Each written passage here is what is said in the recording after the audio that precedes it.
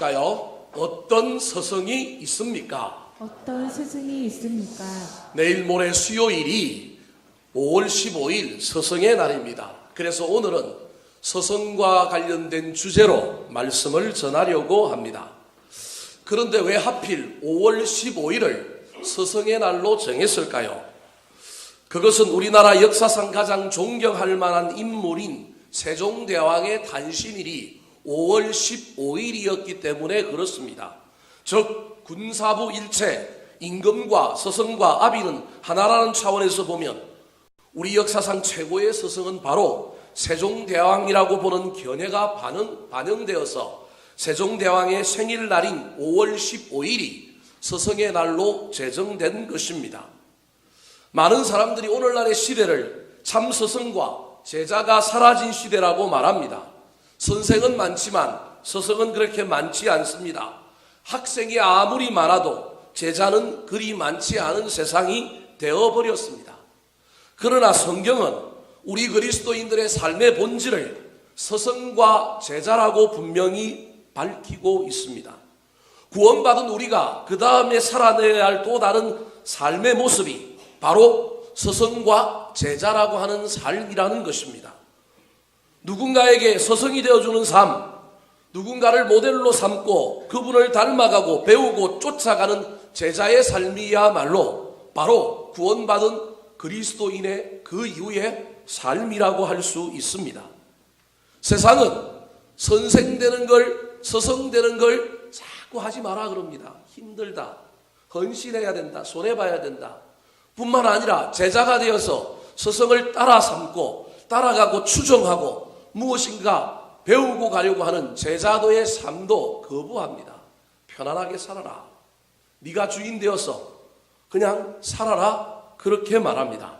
하지만 성경은 구원받은 우리가 그 다음에 살아야 할, 반드시 살아내어야 할 삶이 누군가에게 내가 서성이 되어주는 거예요. 뿐만 아니라 내가 누군가를 서성으로 삼아 그를 본받기 하여 달려가야 하는 삶을 사는 것입니다. 오늘 본문 말씀은 성경에 나오는 대표적인 사제지간인 바울 사도와 디모데의 이야기입니다. 젊은 목회자인 제자 디모데를 위하여 그를 격려하며 그에게 목회의 본질과 핵심을 가르쳐주는 바울 사도의 모습은 참 서성의 향기가 그윽하게 흘러나오고 있다고 할 수 있습니다. 사랑하는 성도 여러분, 우리 인류의 영원한 서성인 예수님을 만난 사람들이 저와 여러분입니다.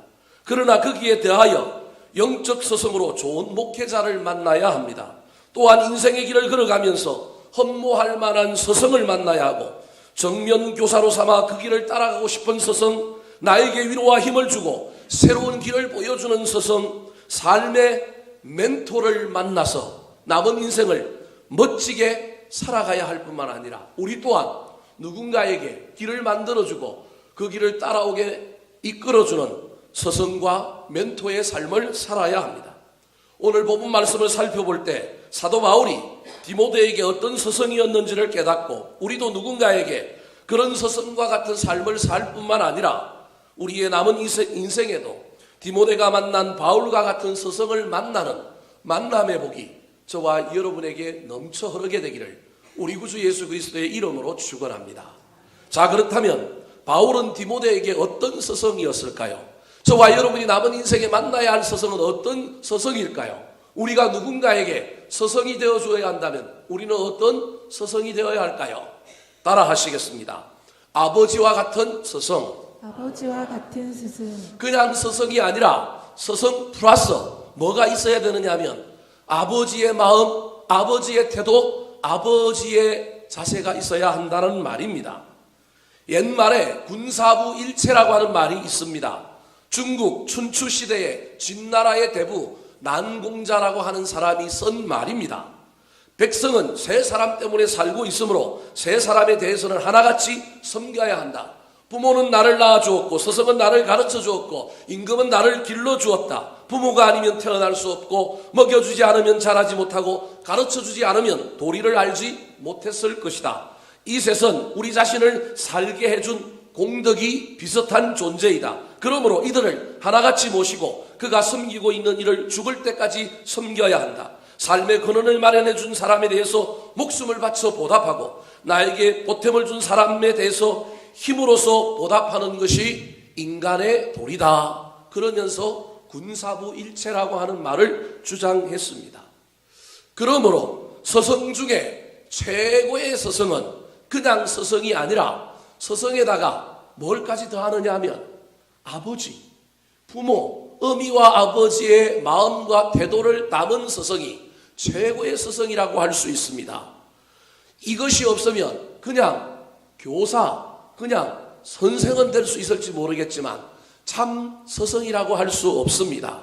많은 사람들이 선생님을 만났지만 그 선생님 중에 서성이라고 말하는 사람들에게는 반드시 아버지의 마음, 아버지의 태도, 아버지의 자세가 있었기 때문에 그들을 서성이라고 부르는 것입니다. 사도 바울도 그래서 고린도전서 4장 15절에 서성이 참 서성 되려면 아비가 되어야 한다고 말하고 있습니다. 화면을 보고 같이 한번 읽어볼까요? 시작. 그리스도 안에서 일만 스승이 있으되 아버지는 많지 아니하니 그리스도 예수 안에서 내가 복음으로써 너희를 낳았습니다. 복음으로 너희를 낳았다. 그래서 내가 서성은 서성인데 낳은 서성, 아버지라는 겁니다. 아무리 일만 서성이 있어도 그 서성이 아버지의 마음, 아버지의 태도, 아버지로서의 그 놀라운 사랑이 그 안에 없는 서성이라면 선생은 될 수 있을지 몰라도 교사는 될 수 있을지 몰라도 진정한 서성은 아니라고 이야기할 뿐만 아니라 자기도 복음을 가르치며 나아갈 때 그런 서성 되려고 애를 썼다고 바울 사도가 이야기하고 있습니다. 세상에 서성은 많습니다. 그러나 아버지와 같은 서성은 많지 않습니다. 하지만 바울은 디모데에게 서성을 넘어서 아버지와 같은 서성이었습니다.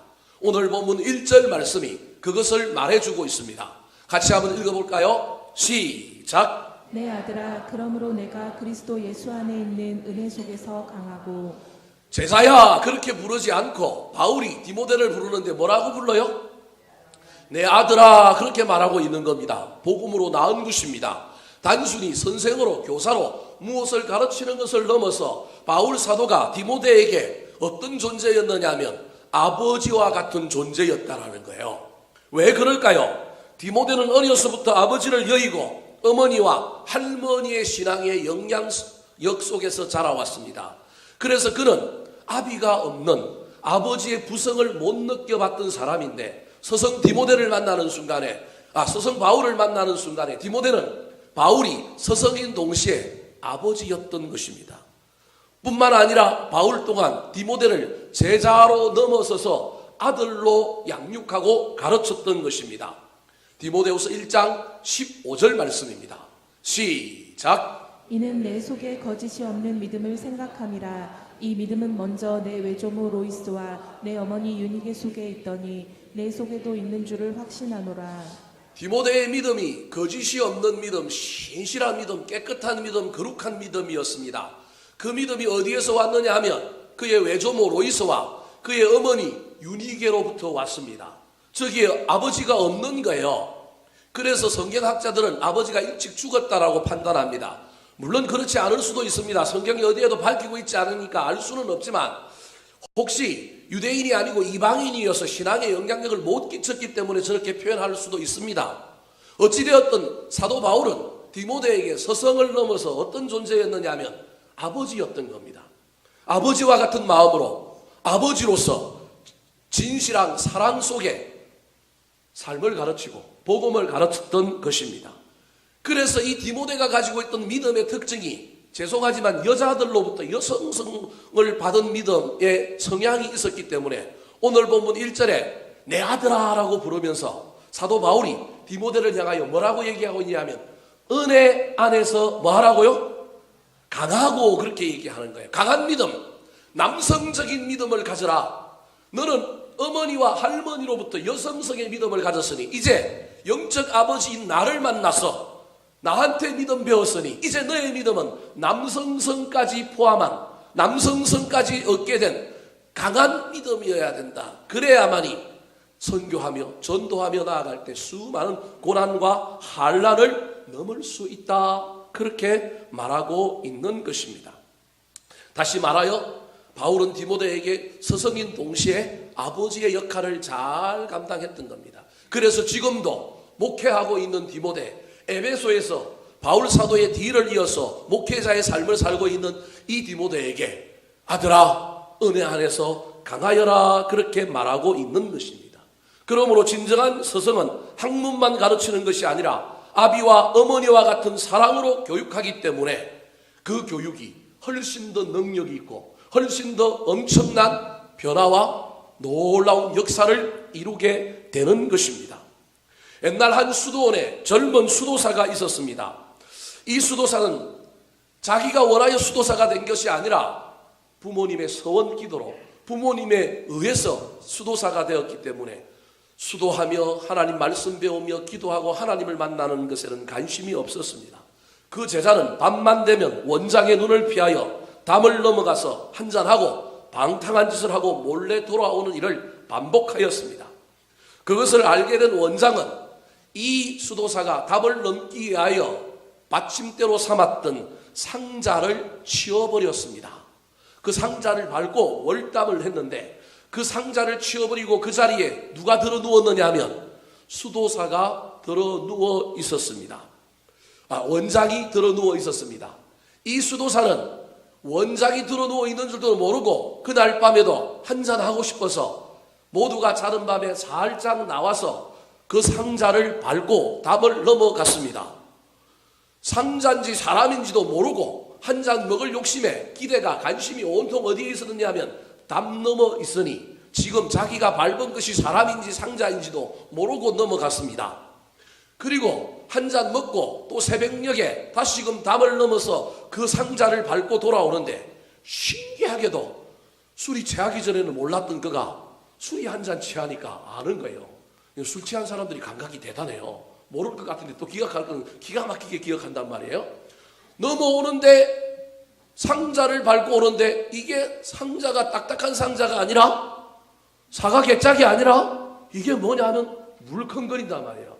야 이상하다 싶어서 밟고 난 다음에 내려와서 자기가 상자로 놓아뒀던 그 상자를 만져보니까 촉감이 이상해요. 이상해서 쳐다보니까 누가 거기에 누워있는 거예요? 원장 수도사가 누워있는 거예요. 질겁을 하고 질색팔색을 하고 놀라서 도망을 가서 자기 방에 그냥 숨어버린 거예요. 말할 틈도 없고 막 술이 번쩍 깨었지만 그냥 숨어서 잠들어 버렸습니다. 아침에 일어나서 자기가 술이 취해서 잘못 본 건지 아니면 어떤 건지 싶어서 나가봤더니 아니 어젯밤에는 분명히 원장이었고 물컹물컹했는데 가보니 다시 뭐가 놓여져 있어요? 사과 개짝이 사과 상자가 그대로 놓여 있는 겁니다. 뭐가 사실일까? 뭐가 진짜지? 분명히 자기가 봤는데 원장 수도사였단 말이에요.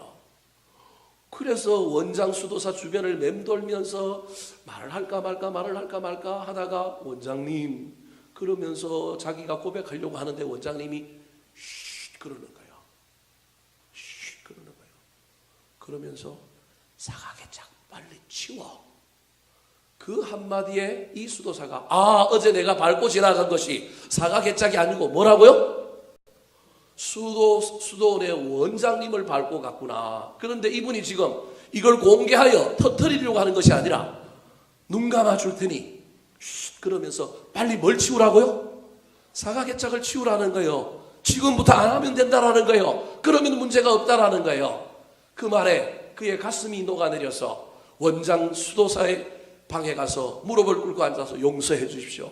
제가 다시는 그러지 않겠습니다. 이제 본연의 저의 역할들을 감당하며 달려갈 테니 저를 위하여 기도해 주시고 저를 잘 지도해 주십시오.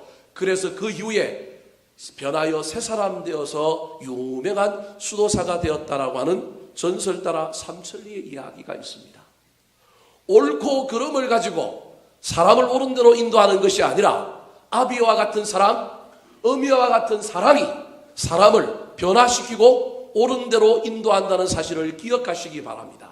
그래서 지식만 전하고 어떤 것만 전하는 것이 아니라 반드시 진짜 스승은 그 뒤에 뭐가 있어야 되느냐 하면 아비와 같은 마음, 어미와 같은 마음, 부모와 같은 사랑과 자세와 태도가 있어야 한다는 사실을 잘 기억하시기 바랍니다. 사랑하는 성도 여러분, 우리의 남은 인생에 저와 여러분도 바울과 같은 좋은 서성, 아비와 같은 서성을 많이 만나서 나의 연약함을 덮어주고 나의 부족함을 채워주고 실수하고 실패해도 기다려주는 아비와 같은 서성들을 많이 만나시기 바랍니다. 또한 나도 후학들에게 아버지의 역할을 하는 좋은 서성이 되리라 다짐하며 그 역할을 감당하시기 바랍니다. 특별히 저와 여러분이 우리의 자녀들에게 하나님 닮은 부모, 하나님의 마음을 품은 부모뿐만 아니라 인생의 길을 앞서 걸어가는 서성으로서 우리의 자녀들에게 본을 잘 보이게 되시기를 우리 구주 예수 그리스도의 이름으로 축원합니다. 두 번째, 바울은 디모데에게 어떤 서성이었을까요? 우리가 만나야 할 서성, 우리가 누군가에게 되어주어야 할 서성은 어떤 서성일까요? 두 번째 서성입니다. 따라 하시겠습니다. 사명을 깨우쳐주는 서성. 사명을 깨우쳐주는 스승. 아비와 같은 서성뿐만 아니라 꿈과 비전, 사명이 무엇인지를 알게 해주는 서성이 있어야 합니다. 사람은 나이가 많아 죽는 것이 아니라 사명을 이루면 죽는 것입니다. 세상에 많은 사람들이 사명을 모르고 되는 대로 살아갑니다. 그러므로 좋은 서성, 훌륭한 서성, 진정한 서성은 사명을 깨우쳐주는 서성입니다. 서성은 인생에 눈을 뜨게 해주는 사람인 겁니다. 그 사람에게 어떤 은사가 있는지, 어떤 달란트가 있는지, 하나님이 그를 어떻게 지으셨는지 그 지음에 맞게끔 꿈과 비전을 열며 인생의 목적을 바라보며 달려갈 수 있도록 눈을 뜨게 해주는 겁니다. 내가 못다 이룬 꿈, 내가 못다한 것을 대리만족하려고 강요하는 서성이 아니라 그에게 무엇이 있는지, 그가 하나님께서 어떻게 만들고 어떻게 이끌어 가실지 눈을 뜨게 해서 그 길을 가게 만들어주는 진정한 인생의 사명을 깨닫게 해주는 서성이 진짜 서성입니다. 서양의 플루타크 영웅전이라고 하는 유명한 책이 있습니다. 그 책에 이런 표현이 나옵니다. 아버지로부터는 생명을 받았으나 서성으로부터는 생명을 보람있게 하기를 배웠다. 생명을 보람있게 하는 것, 그것이 바로 무엇이냐 하면 사명입니다. 꿈과 비전이라고 할 수 있습니다. 바울은 제자 디모데에게 그가 목회하는 동안에 놓치지 말고 반드시 붙들어야 할 사명이 무엇인지에 대하여 가르치고 있습니다. 아비의 심정을 가지고 아들아 은혜 속에서 강하라 라고 이야기하고 난 다음에 네가 붙들어야 할 사명, 네가 받은 사명이 무엇인지를 잊어버리면 안 돼, 그렇게 말하고 있는 거예요. 그 사명이 무엇일까요? 2절 말씀 같이 읽겠습니다. 시작. 또 내가 많은 증인 앞에서 내게 들은 바를 충성된 사람들에게 부탁하라. 저희가 또 다른 사람들을 가르칠 수 있으리라. 바울이 디모데에게 말하고 있는 사명은 복음 전파의 사명입니다. 복음의 사명입니다. 저 2절 말씀을 3인 학습법 또는 4인 학습법 그렇게 얘기합니다. 보십시오. 4종류의 사람이 나옵니다. 바울이 첫 번째 나와요. 아니요, 그 화면을 먼저 말고 앞에 화면을 먼저 보여주시죠. 바울이 저기서 누구냐면 두 번째 나오는 내게라고 하는 단어가 누굴 의미하느냐, 바울입니다. 내게, 네가, 디모데가 뭐 했다고요? 배웠다라는 거예요. 근데 디모데가 바울에게 배운 걸 누구에게 전달해요? 충성된 사람들에게. 그리고 그 충성된 사람들이 또 누구에게 전달해요? 다른 사람들에게 전달하는 거예요. 이제 그 다음 화면을 보여주시겠어요? 그걸 정리하면 저런 거예요. 바울이 전한 복음을 디모데가 받아서 그 디모데가 받은 복음을 또 누구에게 전해요? 충성된 사람들에게 전하는 거예요. 그 충성된 사람들이 또 누구에게 전하는 거예요? 다른 사람에게 전하는 거예요. 여러분, 바울이 왜 디모데에게 저런 이야기를 하고 있을까요? 디모데가 에베소 교회 목회자로 사역을 하는데 젊단 말이에요. 어리단 말이에요. 뿐만 아니라 에베소 교회가 여러 가지 문제가 많아갖고 막 여러 가지 어려움 속에 있는데 이 목회자가 막 컨트롤을 하고 다스려야 될 거, 이끌어가야 될 게 너무 많은 거예요. 어리다고 교회 안에 어르신들이 연소하다고 어리다고 업신여기고 이런 문제가 막 생겨서 이 디모데가 목회를 어떻게 해야 될지 막 고민스러운 때인 거예요. 이때 바울 사도가 다 걷어내고 복잡한 거 다 내려놓고 네가 유일하게 해야 될 일은 뭐라고요? 복음 전하는 거라는 거예요. 어렵지, 힘들지, 비교되지, 많은 사람들은 능력을 나타내는데 너는 어려움이 있지. 그런데 그 고민하지 마. 유일하게 네가 해야 될 것은 한 영혼에게 뭐 전하는 거라고요? 복음 전하는 거야. 네가 그 복음을 전하면 그 복음을 받은 사람이 또 누구에게 전할 거라고요? 다른 사람에게 전할 거라는 거예요. 세상이 이렇게 큰데 나 하나가 이 사명을 붙든다고, 나 하나가 이 일을 한다고 무슨 변화가 있겠느냐? 낙심하지 말라는 거예요. 너무 큰 일을 이루려고 고민하지 말라는 거예요. 다른 사람과 비교하고 하지 말고 너의 본질 사명이 무엇인지 작은 것 하나라도 붙들고 가라는 겁니다. 여러분, 예수님께서 이 세상에 오셔서 공생의 사역 3년 동안 하실 때 회중들에게도 설교하셨고 많은 사람들에게도 설교하셨지만 우리 예수님의 집중적인 사역의 핵심은 누구였어요? 12명의 제자들이었습니다. 한 영혼, 그 12명을 향하여 공을 쏟은 결과 그 12명이 또 다른 한 영혼, 또 다른 한 영혼, 그것이 흘러 넘쳐서 오늘날 한국에 복음이 들어왔고 그 복음이 저와 여러분에게 임하여 오늘 저와 여러분이 여기 있는 거예요. 사명은 큰 것이 아닙니다. 사명은 엄청나게 뭘 이루는 것이 아닙니다. 지금 바울 사도가 디모데에게 그 이야기를 하고 있는 거예요. 보잘것없지만 비록 부족하지만 너에게 주어진 그 사명, 한 영혼을 향한 그 사명을 붙들어라는 겁니다. 우리 교회는 200여 명이 나오는 작은 교회입니다. 큰 교회 목사들 앞에 가면 작아질 수밖에 없는 세상의 문화와 시대의 사고 속에 있습니다. 그래서 큰 교회 만나면 뭐 교인들 이야기하고 숫자 이야기하면 뭐 얼마나 힘든지 모릅니다. 근데요, 제가 우리 교회 담임하고 있는 이 교회 인원이 적은 인원일까요? 결코 적은 인원이 아닙니다. 한국의 교회가 몇 개 있을까요? 통계에 의하면 2만 한 4천 개 정도 있다고 이야기합니다.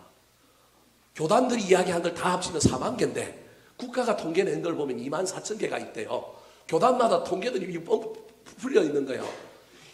2017년 국가가 인구 센서스 통계를 조사했는데 한국의 교회가 몇 개 있느냐? 2만 4천 개 있어요. 2만 4천 개.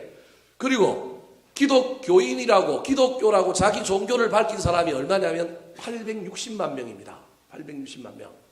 그러면 860만 명 중에 제가 보기엔 이단도 있어요. 이단도 자기들은 뭐라고 얘기해요?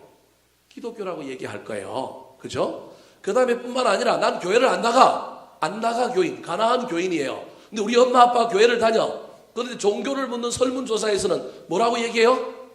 기독교. 그렇게 얘기했을 거예요. 그런 사람들 얼추 제가 따져보니까 한 160만 명 정도 될 거예요. 왜냐하면 가나안 교인이 심지어 200만이라고 주장하는 요즘 사람들도 있으니까. 그거 빼고 나면 700만 명이 기독교인이에요. 700만 명이. 그러면 여러분 그냥 2만 4천 개 되는 교회인데 그냥 그걸 2만 개라고 칩시다. 그러면 700만 나누기 2만 하면 한 교회 평균 인원이 몇 명이에요? 350명. 350명인지 35명인지 여러분 계산해보세요. 제가 지금 갑자기 막 머리가 이상해져 갖고 350명이라 칩시다. 그냥 설명하기 쉽게. 여러분 우리는 막 큰 교회들만 보니까 큰 교회만 많다고 생각하는데 한국에 있는 교회의 80% 이상이 200만 미만의 교회예요. 200만 미만의 교회. 그러면 200만 미만의 교회는 능력 없는 목사고 그 목사들은 그냥 보잘것없고 그 목사들은 이상한 사람일까요? 저는 그렇게 생각하지 않습니다. 저 하늘나라 하나님 앞에 가면 큰 교회 목사들 다 무릎 꿇고 예수님 앞에 손 들고 있을 거예요. 제가 그냥 작은 교회 목사니까 저 위로하려고 얘기하는 거예요. 왜 그러냐면 요한복음 10장에 보면 진짜 목사는 누구를 한다고요? 양을 한대요. 양도 누구를 한대요?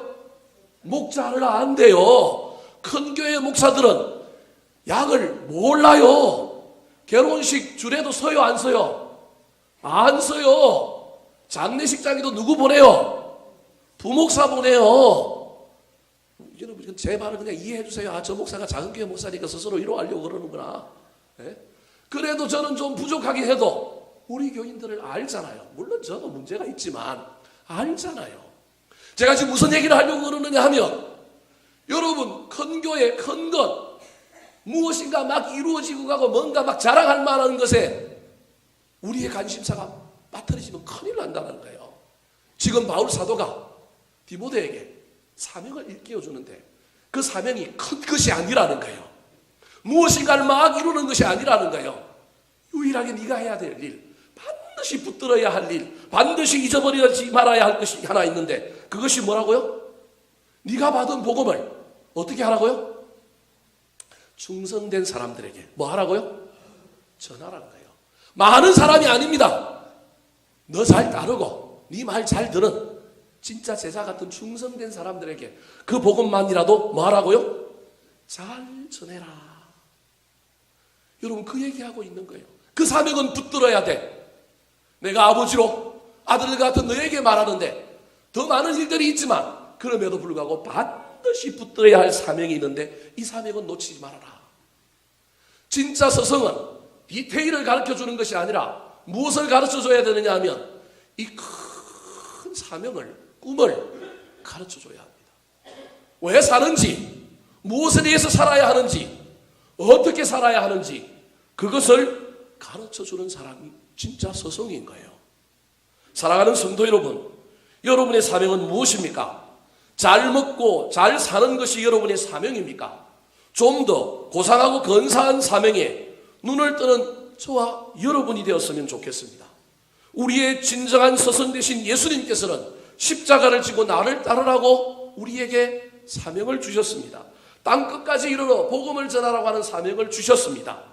이 사명도 열심히 붙드시기 바랍니다. 더 나아가 예수님을 만나고 성령의 감동을 입어 이 존귀하고 고귀한 우리의 영적인 사명에 눈을 떠서 이것을 이루기 위하여 살 뿐만 아니라 우리 각자의 삶의 영역에서, 가정에, 교회에, 공동체 안에서, 직장의 영역에서 나를 왜 보내셨는지, 그곳에서 내가 이루어야 할 사명이 무엇인지를 깨달았으면 좋겠습니다. 특별히 우리 부모들이 우리 자녀들에게 사명을 이야기했으면 좋겠습니다. 그런데 우리 부모들은 자녀들에게 사명을 이야기하지 않고 판사 돼야 돼, 검사 돼야 돼, 변호사 돼야 돼, 교사 돼야 돼. 여러분 제가 판사, 검사, 교사 되는 것을 잘못이라고 이야기하지 않습니다. 여러분 우리 자녀들에게 그 꿈을 심어주십시오. 근데 그 꿈 이전에 그렇게 되어서 뭘 할 거냐는 거예요. 돈 많이 벌고 부자 되려고만 이야기하지 말고 부자 되어서 뭘 할 거냐는 거예요. 어떻게 살 거냐는 거예요. 사명을 가르쳐야 하지 않겠습니까?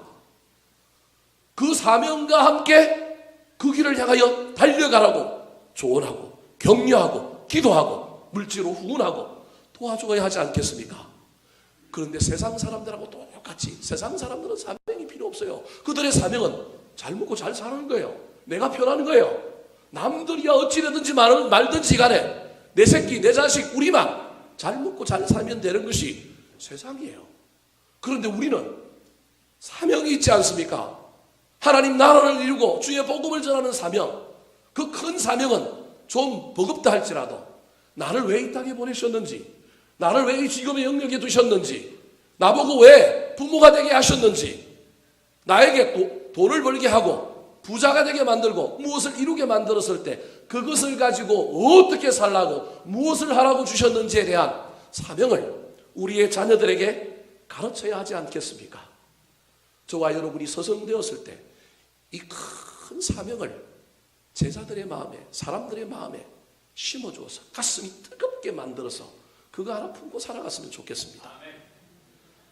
일제 말에 민족 투사들은 사명이 있었어요. 대한독립 만세, 국권 회복. 그러니 강론은 그 사명이 다 해결하는 거예요. 그 뜨거움이 우리 안에 있는 거예요. 왜 공부해야 되는지 이유를 이야기하지 않고 공부만 티립다 하라 그러니 공부하기 싫은 거예요. 무엇이 되어야 할지, 또 무엇이 되어서 무엇을 해야 할지 그것을 알고 그 마음이 이 안에 충만해지면 그가 그 길을 찾아가지 않겠습니까? 그가 그 방법을 찾아가지 않겠습니까? 그래서 이루어지지 않겠습니까? 말하지 않아도 그 열정과 그 열심 속에 때로는 넘어지고 자빠지고 실패할지라도 그 사명 때문에 그 길을 가며 그것을 이루지 않겠습니까? 사랑하는 성도 여러분, 주님 앞에 주여 나를 왜 이 땅에 보내셨습니까? 나에게 주신 사명이 무엇입니까? 가정에서 교회에서 열심히 물으시고 그 사명이 내 가슴을 뜨겁게 함으로 말미암아 그 사명 붙들고 달려갈 때 많은 일들이 이루어지는 것을 경험했으면 좋겠습니다.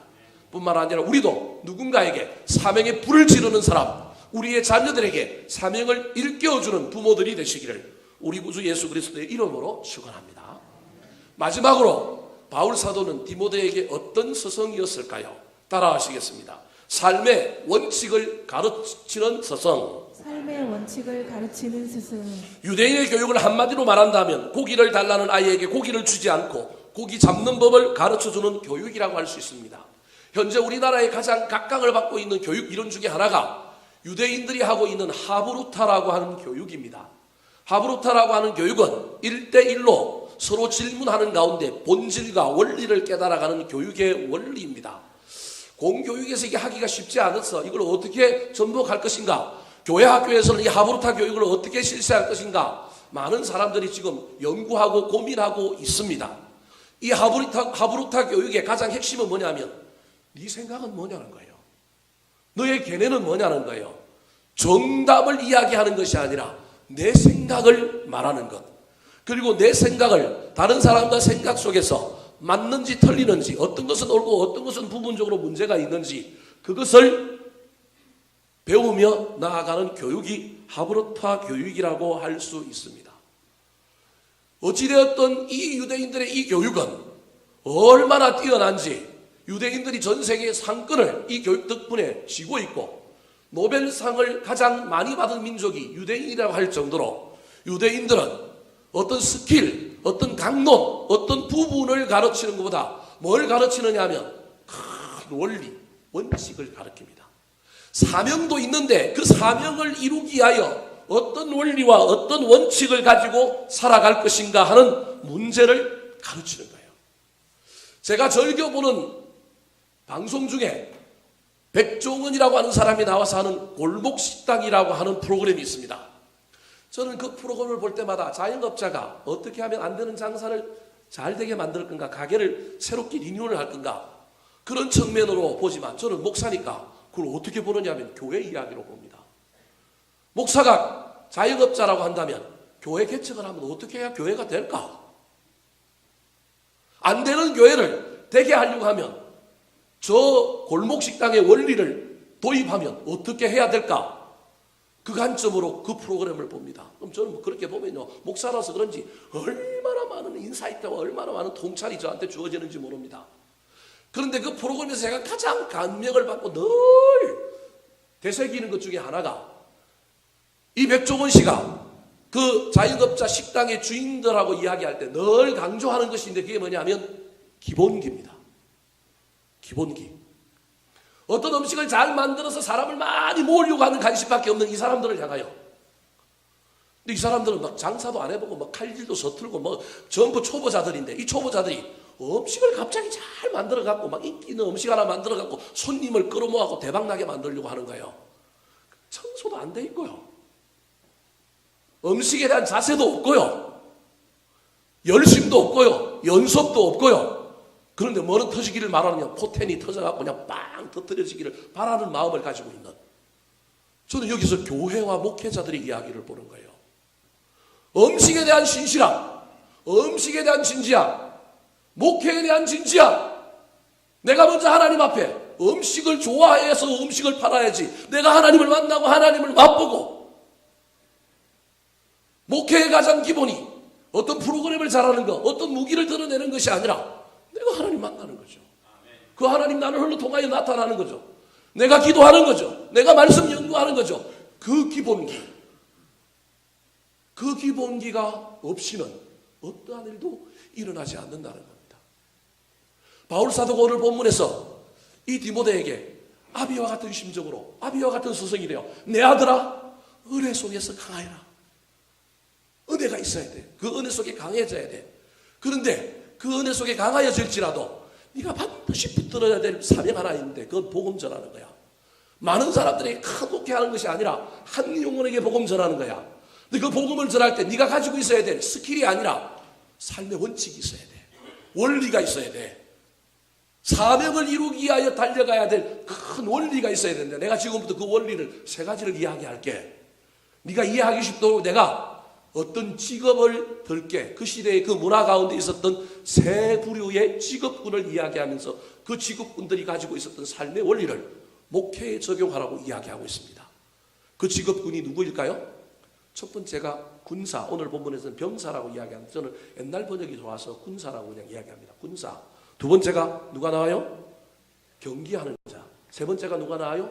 농부가 나오는 거예요. 자, 첫 번째 3절 4절 말씀 군사에 대한 이야기입니다. 3절 4절 시작. 내가 그리스도 예수의 좋은 군사로 나와 함께 고난을 받을지니 군사로 다니는 자는 자기 생활에 얽매이는 자가 하나도 없나니 이는 군사로 모집한 자를 기쁘게 하려 함이라. 너의 삶의 원리는 너의 삶이 사명을 이루는 삶을 향하여 가기 위해서 너는 어떤 원리를 가지고 살아야 하냐?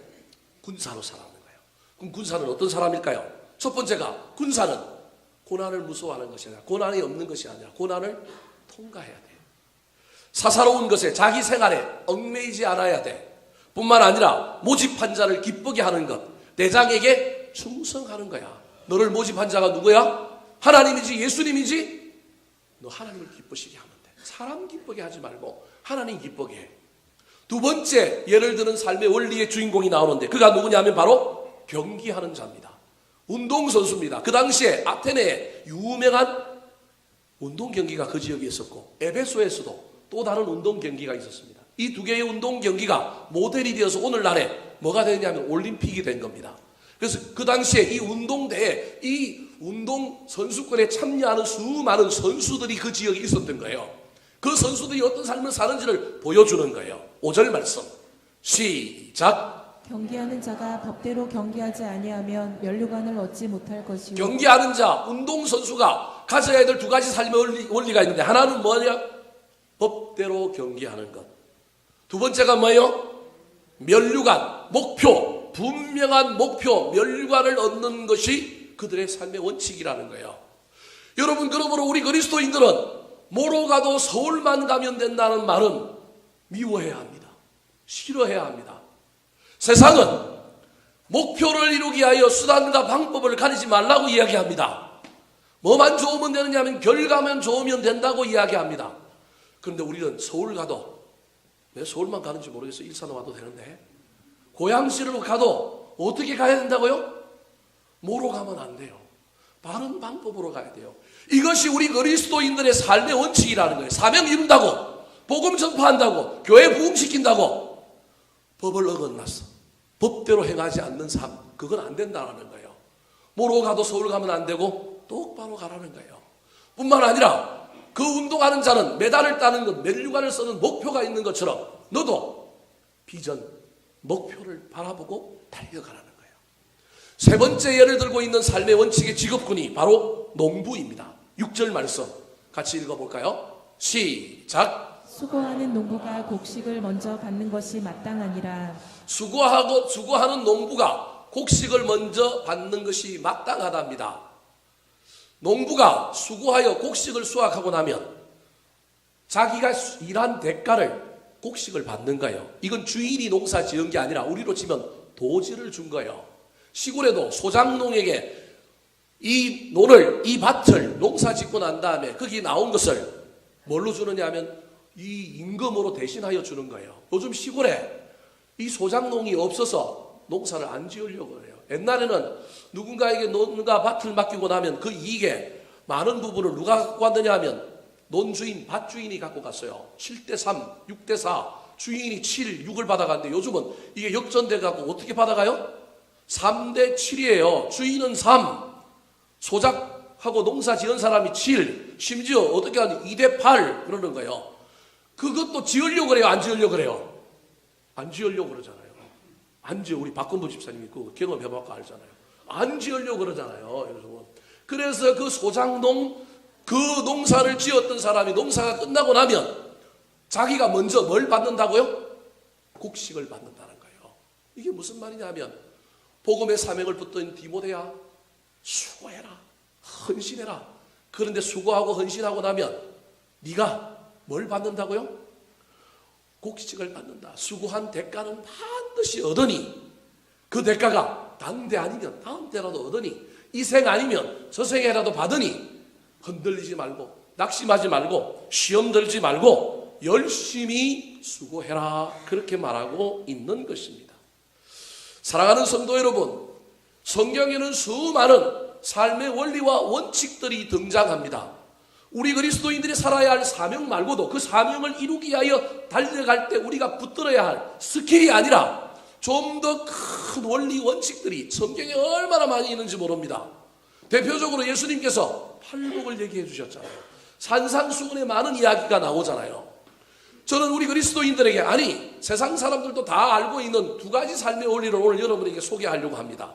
복잡하게 많은 것이 기억나지 않으면 저와 여러분이 이 땅에서 살아갈 때 사명을 이루기 위하여, 우리가 어떤 일을 이루기 위하여 달려갈 때 반드시 저와 여러분이 가져야 될 많은 삶의 원칙과 원리 중에 두 가지만 여러분에게 소개하려고 해요. 그 하나가 바로 황금률입니다. 마태복음 7장 12절 말씀 같이 읽어볼까요? 시작. 그러므로 무엇이든지 남에게 대접을 받고자 하는 대로 너희도 남을 대접하라. 이것이 율법이요 선지자니라. 남에게 대접을 받고자 하는 대로 너희도 뭐하라? 대접하라. 또 다른 하나가 사도행전 20장에 나오는 7복 다음에 8복 다음에 9복이라고 하는 사도 바울이 다메섹에서 예수님 만나고 난 다음에 예수님께서 들었다고 주장하고 있는 주는 것이 받는 것보다 뭐하다고요? 복되다. 여러분, 세상은 저렇게 이야기하지 않습니다. 네가 먼저 가져, 네가 먼저 챙겨, 네가 먼저 앞서가, 남을 끌어내리고도 빨리 가. 그런데 성경은 우리에게 삶의 원칙을 이야기하면서 뭐라고 얘기하고 있냐면, 대접을 받고자 하는 대로 남을 먼저 뭐하라고요? 대접하라. 주는 것이 받는 것보다 뭐하다고요? 복되다. 어쩌면 오늘날 세상이 그래도 굴러갈 수 있고 세상이 아름다울 수 있는 이유는 여러분, 이런 원리들이 살아있기 때문에 그렇습니다. 우리가 이 원리들을 붙들고 살아가야 하지 않겠습니까? 우리의 자녀들에게 남 이겨라, 빨리 가라, 뭐로 가더라도 서울 가라, 여러분 그렇게 가르치는 부모가 돼야 되겠습니까? 조금 더디가고 조금 힘들더라도 저와 여러분이 우리 자녀들에게 비전과 꿈, 사명을 가르칠 뿐만 아니라 그 비전과 꿈, 사명을 위하여 달려갈 때 그 달려가는 삶의 원칙도 여러분 바른 것을, 옳은 것을 가르쳐야 하지 않겠습니까? 그것이 진짜 스승과 같은 부모이지 않겠습니까? 말씀을 마치려고 합니다. 사랑하는 성도 여러분, 앞으로 남은 날들에 좋은 스승 만나시기 바랍니다. 특별히 우리의 자녀들을 위하여 기도할 때 주님, 좋은 스승 만나게 해주십시오 기도하시기 바랍니다. 뿐만 아니라 저와 여러분도 누군가에게 아비와 같은 스승이 되어주고 좀 손해도 좀 보고 좀 희생도 하고 좀 헌신도 하고 좀 막 마음도 힘들지만 그래도 꾹 참고 남을 옳은 대로 인도하고 남을 세워주는 진짜 스승이 되시기 바랍니다. 내가 어떤 길을 걸어가는데 그 길을 누군가가 따라온다면 여러분 그건 스승이에요. 그것처럼 멋진 일이 어디 있어요? 아무도 내 길을 따라오지 않는다면 그 사람이 대통령이든 장관이든 그 사람이 교수든 뭘 했든지 간에 그 인생이 무슨 의미가 있습니까? 욕하고 따라가지 않는데, 촌의 초월로라 할지라도 이름 없는 자라 할지라도 내가 가는 길을 누군가가 따라온다면 여러분 그 사람은 위대한 사람입니다. 저와 여러분이 가정에서 우리의 자녀들에게 그 길을 걷는 스승이 되었으면 좋겠습니다. 뿐만 아니라 저와 여러분도 그런 스승 만나서 우리가 누군가를 좀 따라갔으면 좋겠습니다. 오늘날 세상은 따라가지 않습니다. 내가 내 길 그냥 가려고 하는 겁니다. 편하니까. 그런데 누군가를 바라보고 모델로 삼고 따라가는 제자의 삶을 아름답게 살아가는 저와 여러분이 되어서 우리 덕양중앙교회 안에 좋은 스승, 좋은 멘토, 그 멘토를 따라가는 좋은 멘티들이 많은 역사가 일어나게 되기를 우리 구주 예수 그리스도의 이름으로 축원합니다. 한번 따라 하실까요? 어떤 스승이 있습니까? 어떤 스승이 있습니까? 아버지와 같은 스승, 아버지와 같은 스승, 사명을 깨우쳐주는 스승, 사명을 깨우쳐주는 스승, 삶의 원칙을 가르쳐주는 스승. 삶의 원칙을 가르쳐주는 스승. 기도하겠습니다. 하나